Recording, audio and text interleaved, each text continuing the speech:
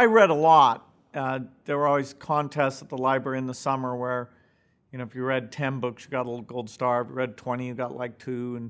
And there were like 5 or 6 girls and I that would always read like 35 books, and we'd see, who could do the most.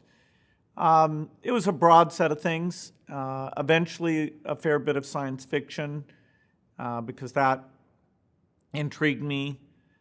Some biographies, understanding what different leaders had done and how they'd picked what they'd wanted to do. And so I'd say science fiction and biography were the categories that had the most impact. Yeah, among the science fiction things, Williams Rice Burroughs wrote a Martian series, and I read that. Then he also had the Tarzan books, and there's an unbelievable number of them, like 40 of them, and I eventually decided to read those as well.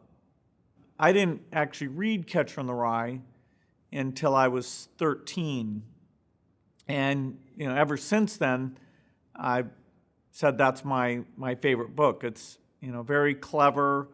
It acknowledges that young people are a little confused, but it can be smart about things and see things that adults don't really see. So I've always loved it. My second favorite book is the book by John Knowles called A Separate Peace. And that's a phenomenal book. I've been reading it to my son recently.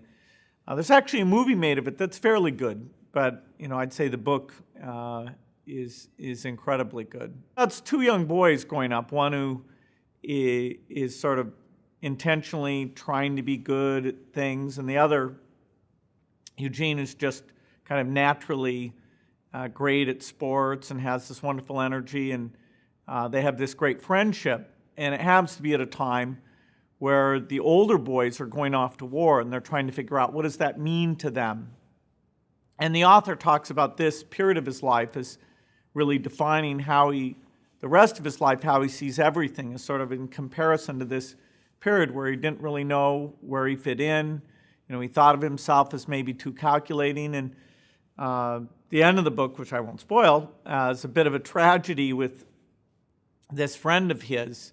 But it really talks a lot about what is our bargain with the world, how do we grow up, what are we worried about, and how do we take that into adulthood.